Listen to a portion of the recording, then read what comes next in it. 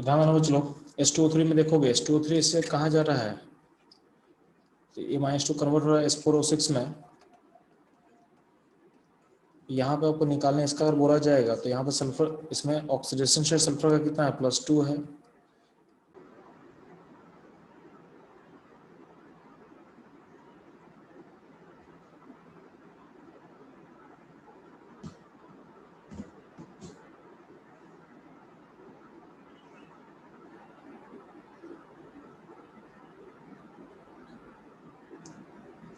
हम लोग कहाँ पे थे बच्चों लोग, तो हम लोग थे H2O3 -2 से H4O6 -6 निकाल रहे थे ना ऑक्सीडेशन स्टेट। तो यहाँ पे ध्यान देना, ये +2 स्टेट में है और यहाँ पे सल्फर 2.5 स्टेट में है। यहाँ पे 2 सल्फर होगा तो राइट में भी 2 सल्फर लेना आप। नंबर हमेशा डिसाइड होता है उससे जिसका आप एन फैक्टर निकालने वाले हो। तो यहाँ पे 2 है और यहाँ पे 2.5 है, तो अल्टीमेटली पर सल्फर लॉस 1.5 का होगा, तो 2 सल्फर में लॉस कितने का होगा, 1 का होगा। इसका मतलब एन फैक्टर हो जाएगा 1 हो जाएगा। अगर आपको लास्ट क्वेश्चन निकालना है H4O6 -2 का निकालना है तो ध्यान देना H4O6 -2 जा रहा है H2O3 में, -2 में जा रहा है। यहाँ पे सल्फर कितना है, तो अगर इसका अपन निकालना चाहते हो तो इसमें ऑक्सीडेशन शेयर 2.5 सल्फर का है, ना 2 पे जा रहा है। तो यहाँ पे सल्फर का नंबर कितना 4 है, तो लेफ्ट जिसका आपको निकालना हुआ सल्फर 4 है तो वहाँ पे 4 सल्फर लेंगे, ठीक है। तो यहाँ पे 4 सल्फर लेना पड़ेगा मेरे को। तो यहाँ 2.5 से कहाँ जा रहा है, 2 में जा रहा है, तो हर सल्फर में 0.5 का गेन हो रहा है, तो 4 सल्फर में कितने गेन होगा, 2 का गेन होगा। इसका मतलब होगा इसका एन फैक्टर कितना हो जाएगा, तो इसका एन फैक्टर हो जाएगा 2 हो जाएगा। इसका एन फैक्टर कितना हो जाएगा, 2 हो जाएगा, ठीक है। यहाँ तो कोई दिक्कत बच्चों लोग, तो लिख नहीं, ठीक है। No sir. अब ध्यान देना, जब भी आपका रेडॉक्स रिएक्शन होता है तो उसमें क्या होता है, कुछ ना कुछ ऑक्सीडाइज होता है, कुछ ना कुछ रिड्यूस होता है। तो आपको कुछ इंपॉर्टेंट ऑक्सीडाइजिंग एजेंट और रिड्यूसिंग एजेंट का लिस्ट आपको पता होना चाहिए, ताकि आप रिएक्शन खुद से लिख सको। इसका यूज होगा रिएक्शंस को लिखने में, ठीक है। तो ध्यान रखिए,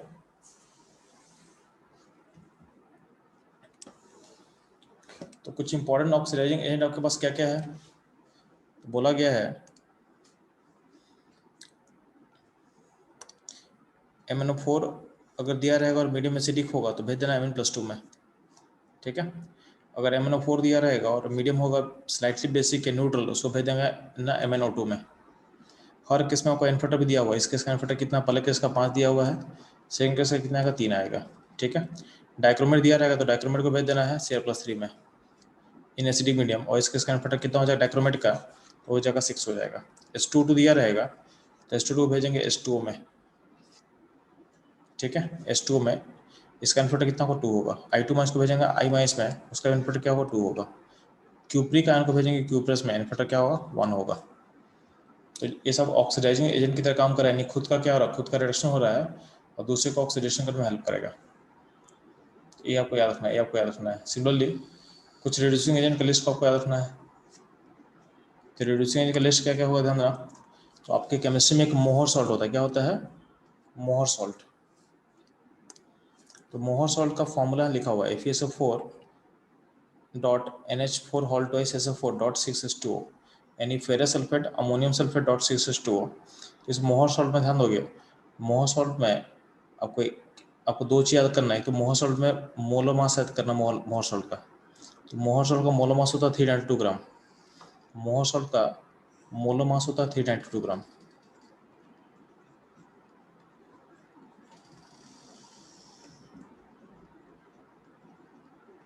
तो मोलर मास आपको याद होना चाहिए। सेकेंड चीज़ क्या है, सेकेंड चीज़ ध्यान देना, मोहर सॉल्ट में अगर ये रिड्यूसिंग एजेंट की लिस्ट में है तो मोहर सॉल्ट में ध्यान दोगे, मोहर सॉल्ट में अगर ये रिड्यूसिंग एजेंट है तो खुद का ऑक्सीडेशन करेगा। तो खुद का ऑक्सीडेशन क्या करता है, इसका जो आयरन देखोगे यहाँ, तो आयरन का स्टेट +2 स्टेट है यानी फेरस है, तो ये +2+3 में कन्वर्ट होता है, ये +2+3 में कन्वर्ट होता है, ठीक है। तो ये +2 स्टेट +3 स्टेट में कन्वर्ट होता है, यानी फेरस फेरिक में कन्वर्ट करता है खुद को, ठीक है। तो FeSO4 डॉट NH4 हॉट है SO4 डॉट 6H2। तो ferrous sulphate dot ammonium sulphate dot 6H2। तो यहाँ पर एन फैक्टर कन्वर्ट होता है, एन फैक्टर क्या होगा, +1 होगा। ठीक है, क्या होगा, +1 होगा।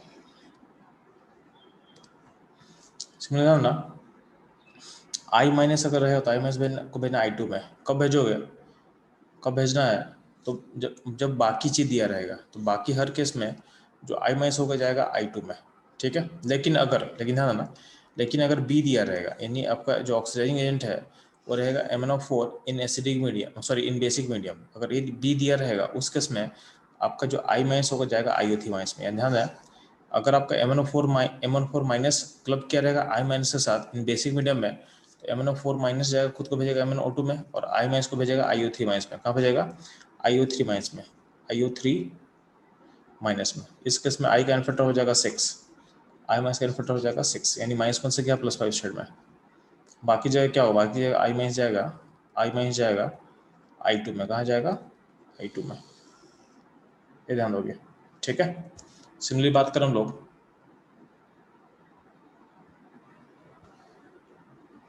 ऑक्सलेट का, तो ऑक्सलेट को भेज देना CO2 में, सल्फाइड को भेज देना सल्फर में, नाइट्रेट को भेज देना नाइट्रेट में, H2O3 - 2 रहेगा तो भेज देना उसको S4O6 - 2 में। ठीक है, H2O3 - 2 को हम बोलते हैं हाइपो, क्या बोलते हैं, हाइपो, या बोलते हैं थायोसल्फेट आयन बोलता है। ठीक है, तो H2O3 - 2 रहे तो भेजेंगे S4O6 - 2 में। सिमिलरली अगर ध्यान देना, इसको मैं यहाँ लेफ्ट में सोच सकते हैं, कभी कभी आपको दिया रहेगा S4O6 - 2 दिया रहेगा, उसको भेजना आपको H2O3 - 2 भेजना है। ठीक है, तो ये आपका ऑक्सीडाइजिंग एजेंट की लिस्ट में इसको ऐड कर देना है, ऑक्सीडाइजिंग एजेंट की लिस्ट में आपको इसको ऐड कर देना है। ठीक, सिमिलरली I माइनस जाएगा I2 में, हो चुका ऑलरेडी। सल्फाइड जाएगा सल्फेट में। ठीक है, और सील माइनस जाएगा Cl2 में। तो एक कुछ रिएक्शन को आपको याद रखना है, ताकि आप इन सब रिएक्शन का यूज करके आप अननोन रिएक्शन को फ्रेम कर सकते हो, यानी जब रिएक्शन को पता भी नहीं रहेगा तो उसको भी आप बना सकते हो। ठीक, अब ध्यान देना, इससे लिंक का तो टॉपिक आपके पास रहेगा, how to solve problem using equivalent और मिली इक्विवेलेंट कॉन्सेप्ट्स।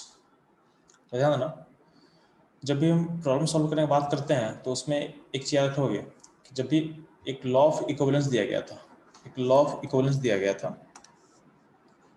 इस लॉ के अकॉर्डिंग क्या बोला गया है, तो ध्यान देना, अगर आपके पास अगर एसिड बेस रिएक्शन होगा तो बोला गया है milliequivalent of acid equal to milliequivalent of base, यानी जितना एसिड होगा उतना ही बेस होगा, उतना ही सॉल्ट फॉर्म करेगा। इसका मतलब क्या होगा, milliequivalent of acid equal to milliequivalent of base equal to milliequivalent of salt.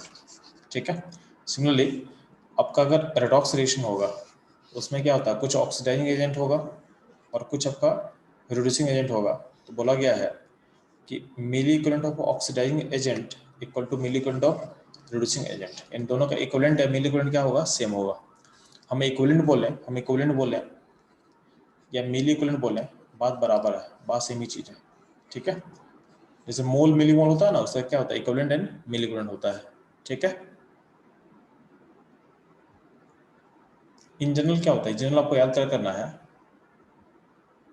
तो इस जनरल आपको याद करना है कि अगर मान लो कोई रिएक्शन दिया हुआ है, रिएक्शन क्या मान लेते हैं ABCD, और कोई आपको रिएक्शन दिया हुआ है तो आप ऐसा बोल सकते हो ना कि जितना मिली इक्विवेलेंट एक्स ए का रिएक्ट करेगा, तो मिली इक्विवेलेंट का अगर हम कॉलम बनाए तो अगर हम बात करें कि ए का मिली इक्विवेलेंट एक्स होगा तो बी का भी एक्स होगा, और यानी ए और बी का मिली इक्विवेलेंट सेम रिएक्ट करेगा, और सी डी और डी का भी मिली इक्विवेलेंट सेम फॉर्म करेगा, यानी एक्स एक्स होगा। यानी हम क्या बोलना चाह रहे हैं कि जितना मिली इक्विवेलेंट आपका ए का रिएक्ट करेगा उतना ही बी का रिएक्ट करेगा, उतना ही सी का फॉर्म करेगा, ए बी क्या होगा, रिएक्ट करेगा, और सी डी क्या होगा, फॉर्म करेगा।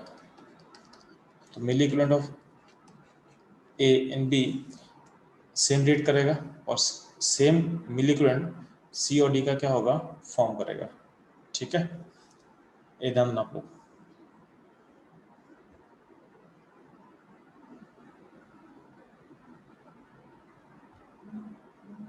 ठीक है, अब इसको अप्लाई कैसे करते हैं,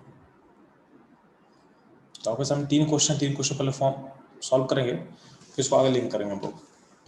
ठीक, तो पहला क्वेश्चन ध्यान रखो, पहला क्वेश्चन क्या बोला गया है, 50 ml ऑफ 0.1 नॉर्मल ऑक्सलेट, यानी 50 ml दिया है, 0.1 नॉर्मल ऑक्सलेट दिया हुआ है, उसको हम रेट करवा रहे हैं MnO4 के साथ, 0.2 नॉर्मल, यानी नॉर्मलिटी दिया हुआ है। तो बोला गया है कि MnO4 का वॉल्यूम कितना आप यूज करोगे। तो सिंपल सा बात है, दोनों का मिली इक्विवेलेंट बराबर कर दे। तो चूंकि नॉर्मलिटी दिया हुआ है, तो नॉर्मलिटी इंटू वॉल्यूम ml, तो इसका तो ऑक्सलेट का मिली इक्विवेलेंट कितना आ रहा है, 5 आ रहा है।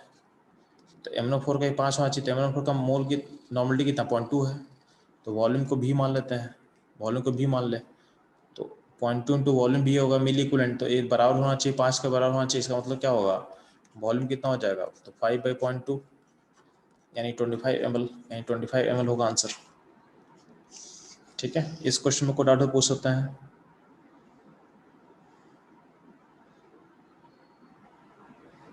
No sir. नहीं, नो सर। ठीक है, चलो ये समझ में आ गया। अगर मान लेते हैं सेम क्वेश्चन में अगर बोलें कि MnO4 का वेट कितना यूज होगा, वेट ऑफ MnO4 कंज्यूम, ये हमको निकालना है। तो सिंपल सा बात है कि हमको मिली इक्विवेलेंट मिल गया, तो मिली इक्विवेलेंट कितना MnO4 का कंज्यूम होगा, तो 5 होगा, ये पता चल गया है। तो पहले मिलीमोल निकाल, मिलीमोल कैसे निकालेंगे, तो मिली इक्विवेलेंट के वैल्यू को डिवाइड कर देंगे किससे, n फैक्टर से। अब देखो n फैक्टर कितना होगा, तो MnO4 एसिडिक मीडियम में कहाँ जाता है, तो खुद को भेजेगा +2 स्टेट में, यहाँ मीडियम एसिडिक है मान लो दिया हो क्वेश्चन में, तो अब क्या रिज्यूम करोगे कि MnO4 माइनस जाएगा, खुद को +2 में भेजेगा, यानी यहाँ पे n फैक्टर कितना होगा, तो +7 से +2 में गया, मतलब n फैक्टर क्या होगा, 5 होगा।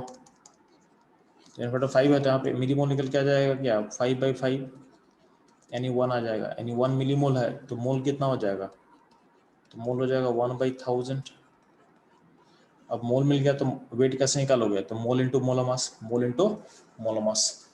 तो वेट कैसे निकलेगा, तो मोल हो गया इतना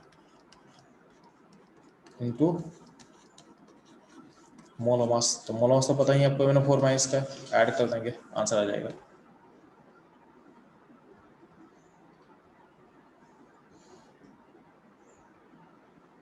ठीक है,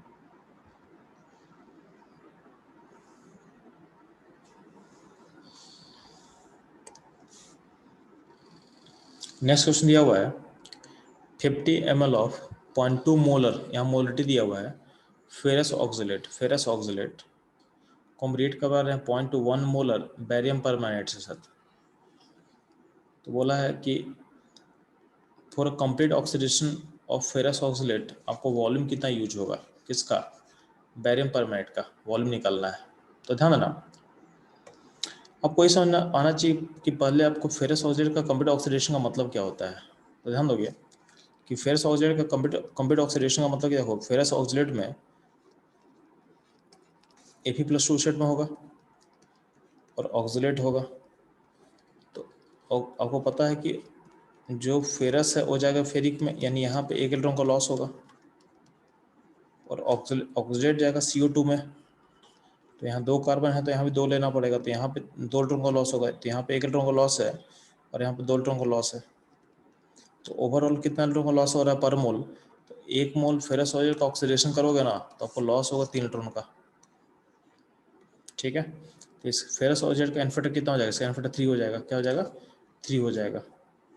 सिमिलरली बात करते हैं बैरियम पैरामाइड का, तो बैरियम पैरामाइड में बैरियम +2 स्टेट में है, इसमें कुछ चेंज नहीं होगा, बट MnO4 जो है चूँकि मीडियम एसिडिक मान रहे हो आप, मीडियम एसिडिक मानना है, एसिडिक मीडियम में MnO4 कहाँ जाएगा, +2 स्टेट में जाएगा। तो यहाँ पर 2, चूँकि MnO4 में 2 था, तो 2 यहाँ होगा, तो यहाँ भी 2 लेना पड़ेगा मेरे को। यहाँ +7 से +2 जा रहा है, तो एक में 5 का गेन है, 2 में कितने का 10 का गेन होगा। तो यहाँ पर टोटल इनपुट कितना होगा इसका 10 होगा, क्योंकि ओवरऑल कितने गेन हो रहा है, तो ओवरऑल गेन आपका 10 हो रहा है, ओवरऑल गेन आपका 10 का हो रहा है। ठीक है, तो यहाँ पे इनपुट इसका कितना 10 हो गया और इसका 3 हो गया। तो अब आते हैं मिली इक्विवेलेंट को इक्वलाइज करते हैं। तो यहाँ 50 ml है, 3 इन्फेक्टर हो गया, 0.2 मोलरिटी हो गया। तो ये हो गया molarity into volume into n factor equal to क्या होगा, इक्विवेलेंट मिली इक्विवेलेंट होगा। सिमिलरली यहाँ पे कितना दिया होता है, यहाँ पे 0.1 मोलर है, 0.1 मोलर है, इन्फेक्टर कितना 10 है, तो 10 हो गया इन्फेक्टर इंटू 0.1 कर लेंगे मोलरिटी इंटू वॉल्यूम भी कर लेते हैं, तो को भी निकालना था। तो सॉल्व करोगे तो आप वॉल्यूम 30 निकल के आ जाएगा, सॉल्व करने पे आपको वॉल्यूम 30 निकल के आ जाएगा। ठीक है, तो वॉल्यूम ऑफ बैरियम परमाइड कितना होगा, 30 ml होगा आंसर। इसमें कोई प्रॉब्लम है तो पूछ सकते हो, चलो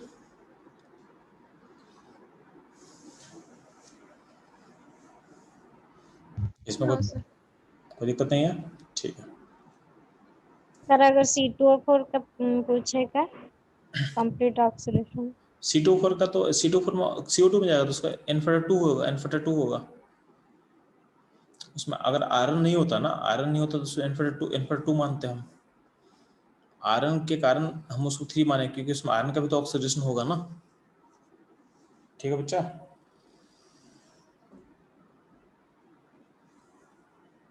लक्ष्मी यस सर। ठीक है, मधु ठीक है। Yes sir. और कोई दिक्कत इसमें, इस सोच में किसी प्रॉब्लम तो पूछ सकते हैं, नहीं? ठीक है,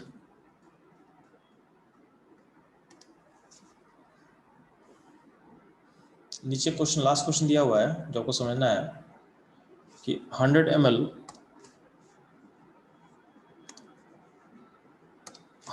ऑफ 0.1 मोलर डाइक्रोमेट, ठीक है, को डाला गया FeSO4 में। तो बोला गया है find milliequivalent and weight of FeSO4, दोनों का मिली इक्विवेलेंट फाइंड करना। ध्यान देना, जितना मिली इक्विवेलेंट होगा डाइक्रोमेट का उतना ही मिली इक्विवेलेंट होगा FeSO4 का। तो मिली इक्विवेलेंट निकालना तो बहुत आसान है, चूँकि मीडियम का एसिडी मान ले, तो एसिडी मानने से डाइक्रोमेट आयन कहाँ जाएगा, Cr+3 में जाएगा। तो अगर Cr+3 में जाएगा तो इसका इनफेक्टर कितना होगा, तो इसका इनफेक्टर हो जाएगा +6।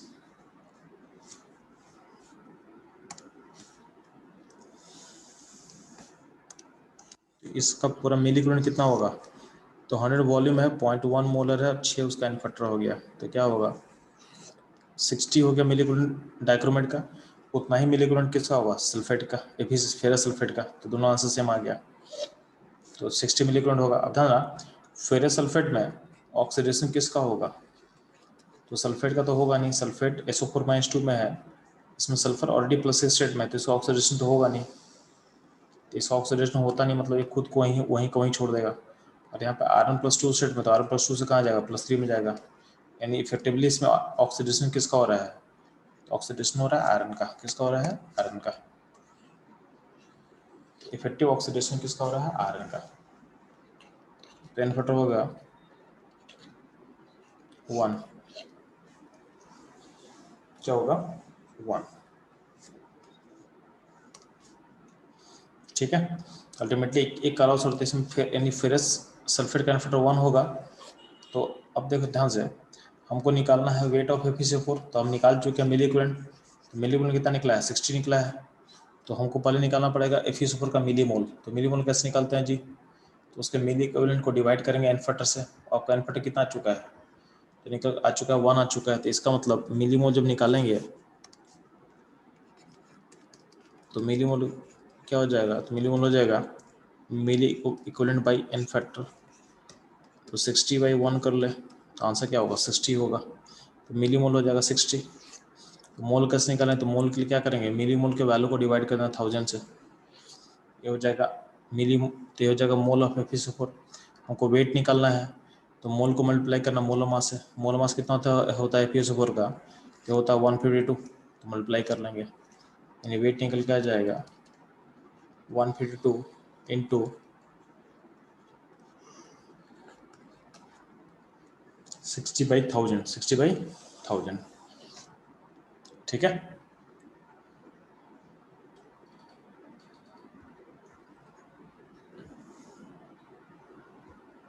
ठीक है, यहाँ तो कोई दिक्कत है चलो, यहाँ तो कोई प्रॉब्लम है नहीं। No sir.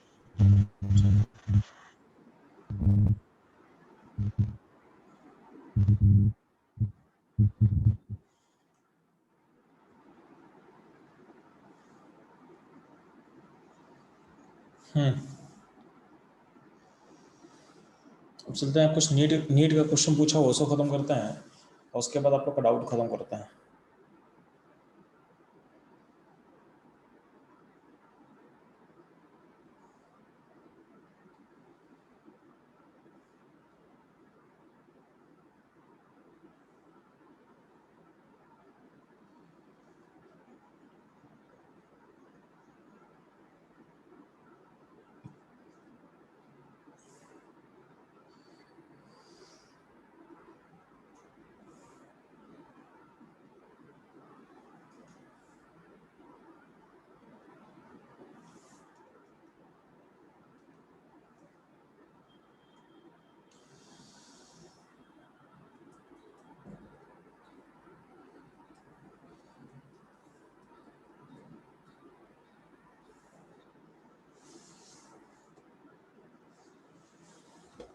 मुझे लोग अब क्वेश्चन सॉल्व करें 9 नंबर। देखो ध्यान से 9 नंबर क्वेश्चन कैसे सॉल्व करते हैं। 9 नंबर क्वेश्चन में बोला क्या हुआ है, तो बोला कि number of mole of MnO4 minus is required to oxidize 1 mole of ferrous oxalate completely in acidic medium. ठीक है, तो ध्यान क्वेश्चन में क्या बोला गया है कि फेरस ऑक्सलेट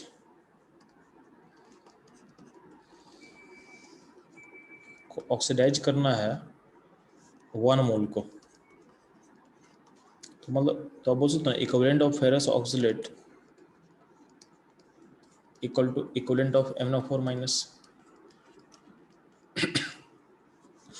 और फेरस ऑक्सलेट का इनफैक्टर कितना होगा जी, जिसमें आयरन का प्लस जो 2 स्टेट है हो जाएगा +3 में, यहाँ पे 1 का लॉस होगा, जो ऑक्सलेट है हो जाएगा यहाँ पे CO2 में, तो यहाँ +3 से क्या होगा +4 होगा, तो यहाँ पे 1 का लॉस, यहाँ पे 2 का लॉस, यानी लॉस कितना हो, टोटल लॉस होगा कितना 3 का लॉस होगा। क्या होगा 3 का लॉस होगा, तो इसका इनफैक्टर क्या 3 होगा, तो लेफ्ट में कितना इसका इक्विवेलेंट होगा, तो 3 × 1 ये होगा इक्विवेलेंट, तो राइट में भी इक्विवेलेंट इतना ही होना चाहिए। ठीक है, अब जो MnO4 माइनस है उसका इनफैक्टर कितना होता है जी, ये खुद को भेजेगा M+2 में, तो यहाँ इनफैक्टर कितना होगा 5 का होगा। इसका मोल को अगर n मान लेते हैं, इसका मोल को अगर n मान लेते हैं, इसका इक्विवेलेंट कितना होगा n × 5, तो 5 × n, यहाँ पे n है इसका मोल, तो मोल कितना निकलेगा, तो मोल निकलेगा 3/5, यानी MnO4 का जो मोल होगा इसका आंसर क्या होगा 3/5, यानी क्या होगा 3/5 का वैल्यू क्या होगा 0.6, तो ये होगा 0.6 मोल। तो कितना मोल रिक्वायर्ड होगा इसके लिए, तो बोलोगे 0.6 मोल। ठीक है, इसमें कोई दिक्कत हो चलो।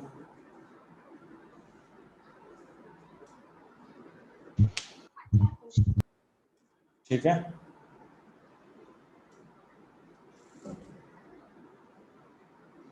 यस। यहाँ पे क्वेश्चन दिया हुआ है, इसका आंसर मेरे को बताओगे फास्ट, 11 नंबर का।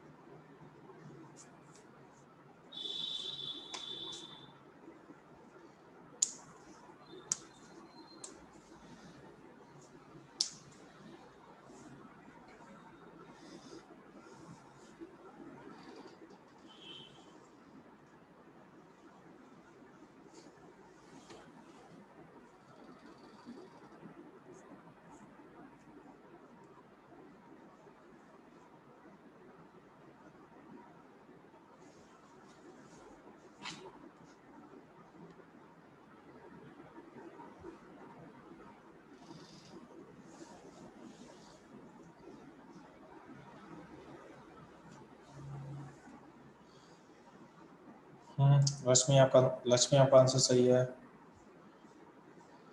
मधु आपका भी आंसर सही है। देखो ध्यान देना, इसमें करना क्या है ना, एसिडी मीडियम में MnO4 माइनस जो है उसका n फैक्टर कितना होगा, 5 होगा, और SO3 का n फैक्टर कितना होगा, तो SO3 कहाँ जाएगा, ये जाएगा SO4 माइनस 2 में जाएगा, इन सल्फाइड जाएगा सल्फेट में, तो +4 से गया +6, यानी n फैक्टर कितना होगा, n फैक्टर होगा 2, तो इसका n फैक्टर 2 होगा, और इसका n फैक्टर कितना होगा, 5 होगा। अब दोनों का इक्विवेलेंट को बराबर करते हैं, तो मोल ऑफ KNO4 को n मानेगा तो n × 5 कर ले, इक्वल टू होगा, सल्फाइड का मोल 1 है और उसका n फैक्टर क्या 2 दिया हुआ है, तो 1 × 2 कर लेते हैं, तो दोनों का इक्विवेलेंट बराबर होना चाहिए, इसका मतलब मोल ऑफ KNO4 कितना होगा, तो 2/5, आंसर होगा बी। क्या होगा, बी। यहाँ तो कोई डाउट हो, चलो नहीं, नो सर। ठीक है। प्रत्युषा कोई डाउट बच्चा, राजेश्वरी, शुभम, नो सर। ठीक है।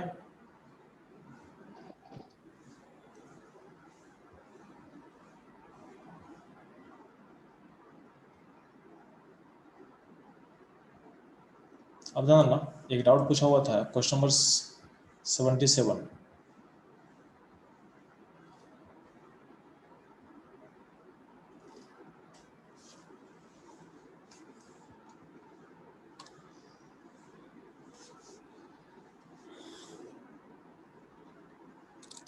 में आपको समझ में आना चाहिए कि अल्कलाइन मीडियम में क्या होता है, तो अल्कलाइन मीडियम में MnO4 माइनस जो होता है वो जाता है MnO2 में, तो n फैक्टर कितना होगा, इसका 3 होगा, और आपका जो I माइनस होगा जाएगा IO3 माइनस में,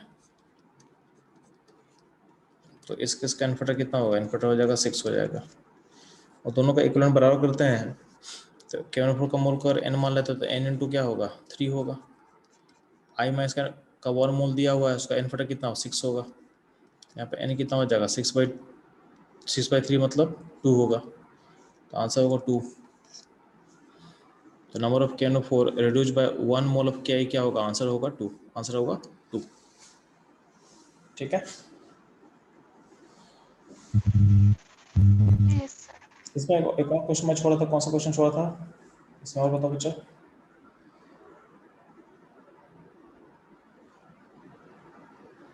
सर 19 J मैन। अच्छा 19 जी में नहीं, 19 बता दिया था, question I think 16 number.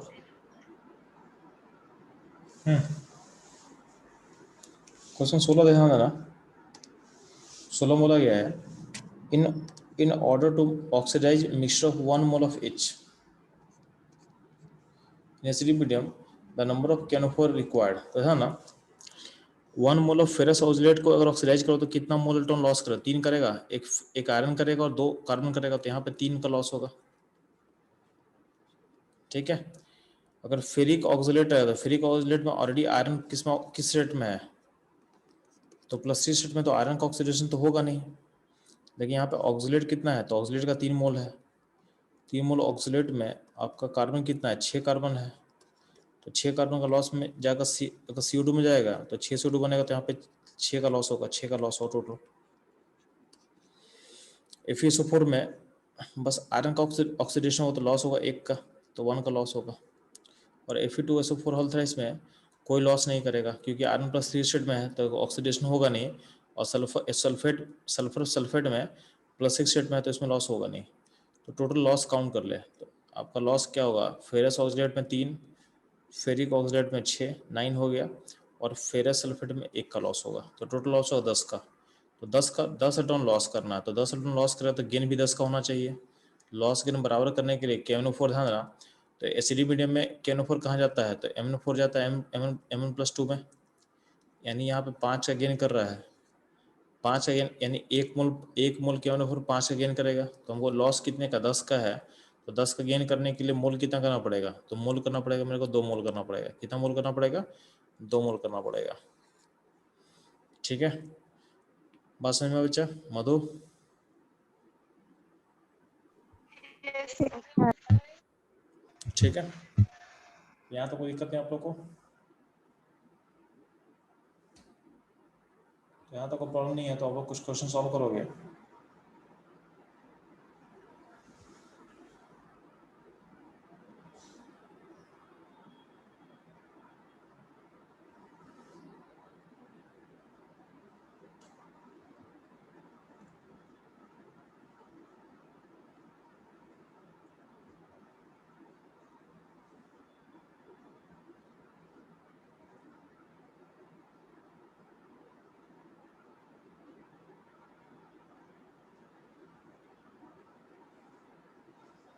Question number 8 try करो बच्चे लोग।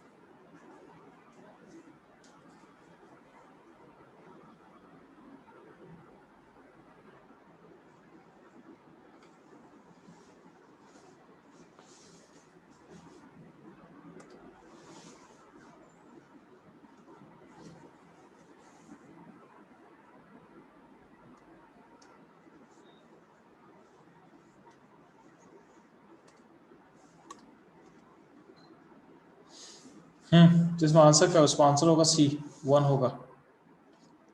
क्यों ऐसा बोला जा रहा है ध्यान देना, क्योंकि ऑक्सलेट से बन रहा है ना CO2। तो ऑक्सलेट में +3 ऑक्सीडेशन स्टेट है और CO2 में कितना +4 है। तो अगर एक मॉलिक्यूल होगा CO2 का तो +4 स्टेट बना होगा। कहाँ से बना होगा? +3 स्टेट से। कहाँ से बना होगा? +3 स्टेट से। यानी एक मोल CO2 बनने में 1 इलेक्ट्रॉन का लॉस होगा। ठीक है, तो आंसर होगा 1। आंसर होगा सी। आंसर होगा सी।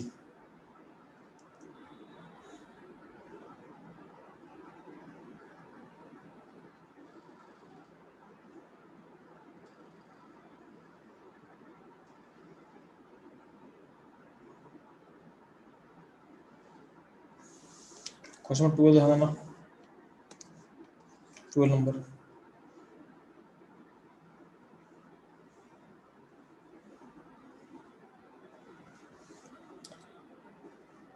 क्वेश्चन नंबर आप लोग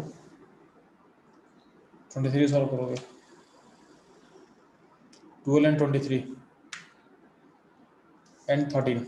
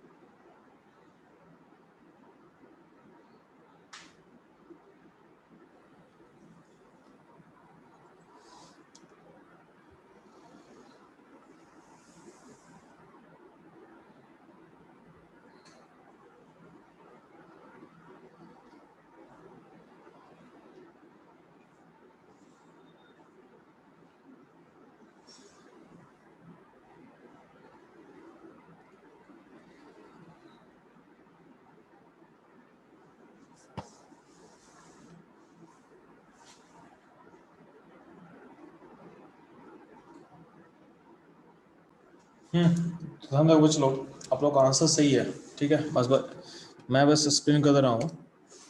बोला गया है 23 हम लोग क्वेश्चन चेक करेंगे, उसमें क्या बोला हुआ है, the equivalent weight of the MnSO4 is half of its molecular mass. कब? तो ध्यान ना, ये कब होगा, जब इसका n फैक्टर क्या होगा, n फैक्टर 2 होगा। n फैक्टर 2 कब होगा जी? तो यहाँ पे MnSO4 +2 सेट में है, तो जब ये 2 इलेक्ट्रॉन का लॉस करेगा, ठीक है, तो आंसर होगा बी, MnO2। इसमें +4 सेट है, तो यहाँ पे 2 का लॉस हो रहा है, एन फैक्टर क्या होगा, 2 होगा, इसलिए इस केस में इसका इक्विवेलेंट वेट क्या होगा, मोलर मास बाई 2 होगा, आंसर होगा बी।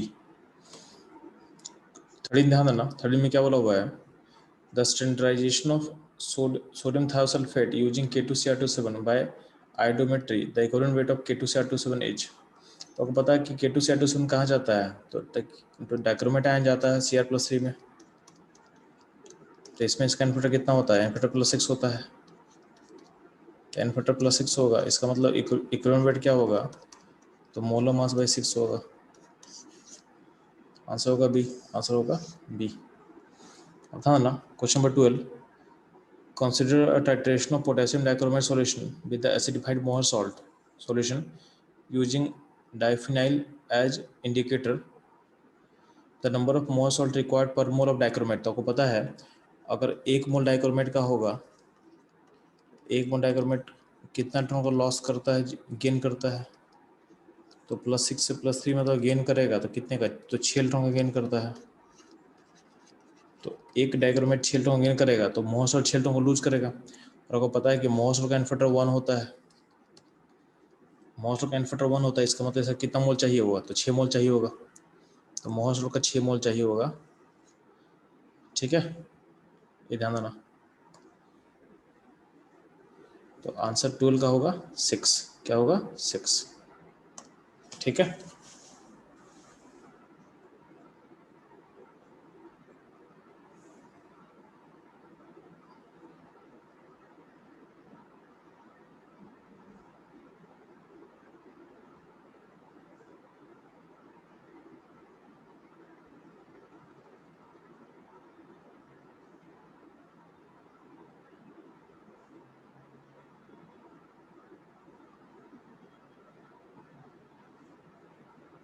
ठीक है,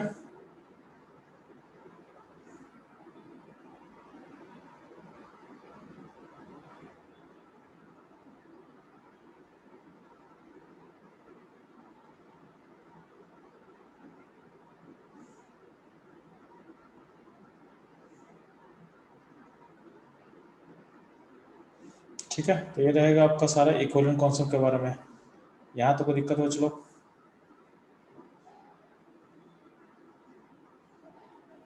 हाँ सर। नहीं, ठीक है।